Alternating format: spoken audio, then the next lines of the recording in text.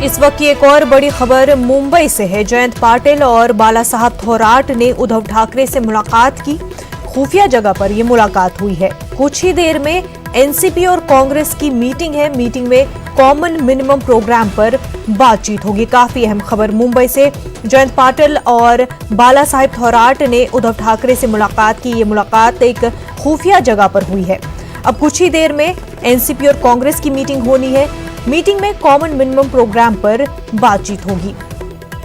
महाराष्ट्र की सियासत से जुड़ी हुई काफी अहम खबर। हमारे नुमाइंदे वसीम इस वक्त हमारे साथ जुड़ चुके हैं। वसीम, जिस तरह से जयंत पाटिल और बाला साहब थोराट की उद्धव ठाकरे से मुलाकात हुई है और अब कुछ ही देर में एनसीपी और कांग्रेस की भी मीटिंग होनी है, क्या कुछ आपके पास अपडेट है? महाराष्ट्र की सत्ता में ये मीटिंग काफी अहम मायने रखती है। पिछले कुछ दिनों से लगातार सत्ता को लेकर जिस तरह से महाराष्ट्र में एक पूरा समीकरण बन रहा है, उस समीकरण को देखते हुए अब शिवसेना, एनसीपी और कांग्रेस तीनों एक साथ अगर सरकार बना रही है तो कौन से ऐसे पहलू होने चाहिए, उसे लेकर बैठकों का दौर शुरू है।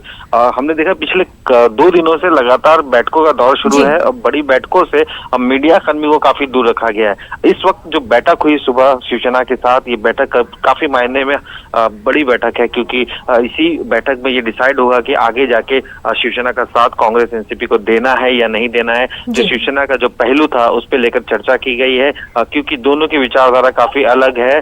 जिस तरह से देखा गया है कि हिंदुत्व के मुद्दे पे अपनी राजनीति करते हैं शिवसेना, और ऐसे में कितना नुकसान हो सकता है महाराष्ट्र की राजनीति को छोड़कर दूसरे राज्यों में कांग्रेस एनसीपी को लेकर, उस पर भी चर्चा की गई है। साथ ही कौन सा इससे मिनी प्रोग्राम बनाया जाए जिससे लोगों का समर्थन उन्हें मिल सके, और ये सरकार अगर बनती है तो अगले 5 सालों में किस तरह की सरकार हो, उसे लेकर चर्चा हुई है। साथ ही सूत्र ये भी बता रहे हैं कि अगर सत्ता में सभी पार्टी एक साथ सहयोगी होती है, तीनों पार्टी, तो पोर्टफोलियो क्या होगा, किस तरह से मंडल बांटे जाएंगे, आने वाले चुनाव में किस तरह से देखा जाएगा, कौन से ऐसे मुद्दे होंगे जिसे लेकर महाराष्ट्र में लोगों के बीच में जाया जा सकता है। इस मुद्दे पर चर्चा हो। इस बैठक को खत्म होते ही कांग्रेस एनसीपी कुछ ही देर में अपनी बैठक करी। इस बैठक को भी काफी गुप्त रखा गया, क्योंकि कल हमने देखा कि अजीत पवार साफ तौर पर कहते हैं शाम में 7:30 बजे कांग्रेस एनसीपी की बैठक बुलाई गई थी, लेकिन अचानक अजीत पवार कहते हैं कि बैठक नहीं हो रही है, कैंसिल हो रही है, बारामती जा रहे हैं।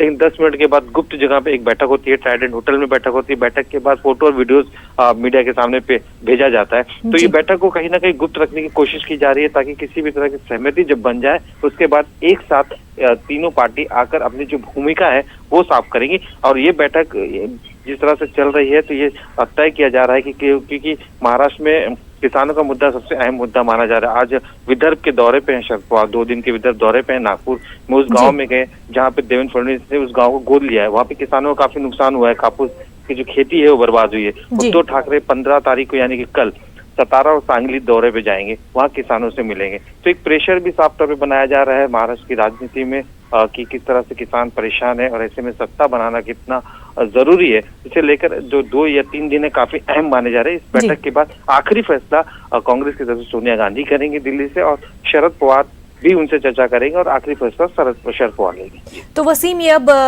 तय माना जा रहा है कि जो 50-50 का फॉर्मूला सेना दे रही थी वो अब एनसीपी के साथ पूरा हो सकता है। सीएम का पोस्ट शेयर होगा और कांग्रेस को डिप्टी सीएम का पोस्ट दिया जाएगा। देखिए, शिवसेना का मुख्यमंत्री होगा ये तो तय है। अब बात ये चल रही है कि किसी भी तरह से एनसीपी अब अगले जो 2.5 साल हो उनका मुख्यमंत्री बने, इसे लेकर चर्चा कर रही है, जहाँ पे पेंच अटका हुआ है। शिवसेना को अगर मुख्यमंत्री पद नहीं चाहिए, उप मुख्यमंत्री चाहिए था, तो बीजेपी के साथ जा सकती थी और अपनी जो सरकार है बेहतर तरीके से 5 साल चला सकती थी। शिवसेना चाहती है कि उनका मुख्यमंत्री बने, इसीलिए नया समीकरण यहाँ पे बन रहा है। तो इस बात को लेकर एनसीपी और कांग्रेस दोनों मान चुके हैं कि मुख्यमंत्री शिवसेना का ही होगा, लेकिन ये टर्म्स कितने साल का हो उसे लेकर। साथ ही अगर एनसीपी को 2.5 साल का भी अगर सीएम पद मिलता है तो कांग्रेस का रोल क्या होगा, उसकी क्या भूमिका होगी, तो उनके लिए 5 साल उप मुख्यमंत्री का पद रखा जाएगा। साथ ही जो महत्वपूर्ण विभाग है वो उन्हें दिए जाएंगे।